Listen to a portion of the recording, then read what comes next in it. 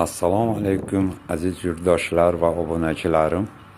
Mana yana Universal kanalimda uchrashib turibmiz. Efirda men Olimjon. Bugun 13-oktyabr 2025-yil. Bugungi video roligim sholikorlarimiz hozir sholilarini yig'ishni boshlagan. Sholi narxlari, ish narxlari to'g'risida bo'ladi.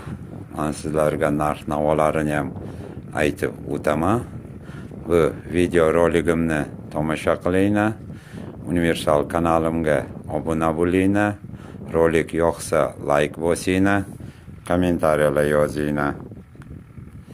Jabur Rasulov nohiyamizdagi Qaznoq qishlog'i hozir zarkor bo'lgan. Bu sholi ishlarini hammasi shu Qaznoq qishlog'inikini aytib o'taman.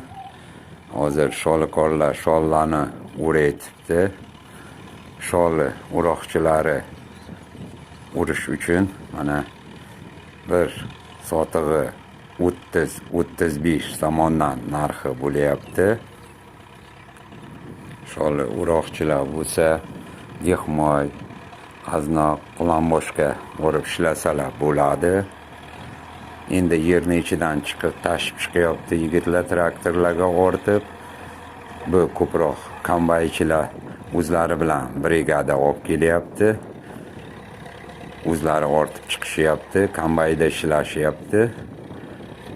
Sholi narxlari hozir Ovjivoz Tegirmonda 1 kilogrammi bu 10 somon deb aytib o'tyapman. Bu gurunchni narxi.